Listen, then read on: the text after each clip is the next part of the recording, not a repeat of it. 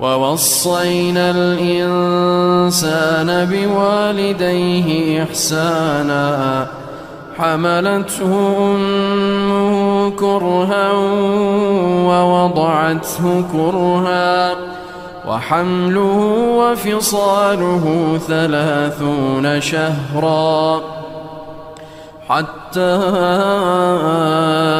إذا بلغ أشده وبلغ 40 سنة قال رب أوزعني أن أشكر نعمتك التي أنعمت علي وعلى والدي وأن أعمل صالحا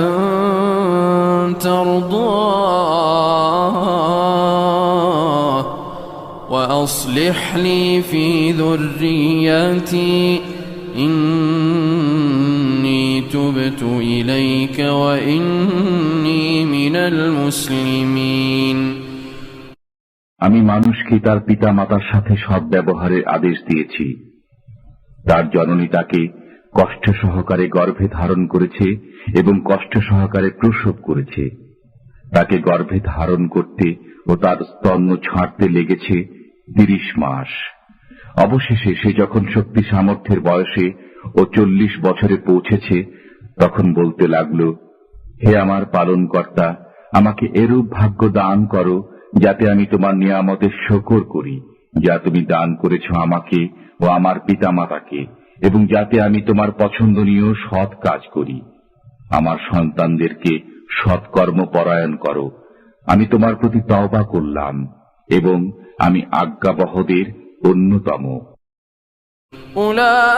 أولئك الذين نتقبل عنهم أحسن ما عملوا ونتجاوز عن سيئاتهم في أصحاب الجنة وعد الصدق الذي كانوا يوعدون। আমি এমন লোকদের সুকর্মগুলো কবুল করি এবং মন্দ কর্মগুলো মার্জনা করি। তারা জান্নাতীদের তালিকাভুক্ত সেই সত্য ওয়াদার কারণে যা তাদেরকে দেওয়া হতো। والذي قال لوالديه أف لكما أتعدانني أن أخرج وقد خلت القرون من قبلي وهما يستغيثان الله ويلك آمن إن وعد الله حق فيقول ما هذا إلا أساطير الأولين। আর যে ব্যক্তি তার পিতামাতাকে বলে, ধিক তোমাদেরকে, তোমরা কি আমাকে খবর দাও যে আমি পুনরুত্থিত হব, অথচ আমার পূর্বে বহু লোক গত হয়ে গেছে। আর পিতামাতা আল্লাহর কাছে ফরিয়াদ করে বলে, দুর্ভোগ তোমার, তুমি বিশ্বাস স্থাপন করো, নিশ্চয়ই আল্লাহর ওয়াদা সত্য।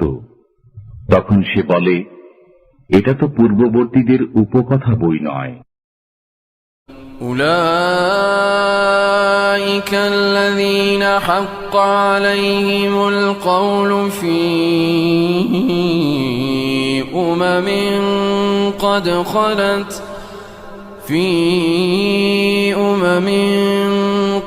خلت من قبلهم من الجن والإنس إنهم كانوا خاسرين। তাদের পূর্বে যেসব জিন ও মানুষ গত হয়েছে তাদের মধ্যে এ ধরনের লোকদের প্রতিও শাস্তিবাণী অবধারিত হয়ে গেছে, নিশ্চয়ই তারা ছিল ক্ষতিগ্রস্ত।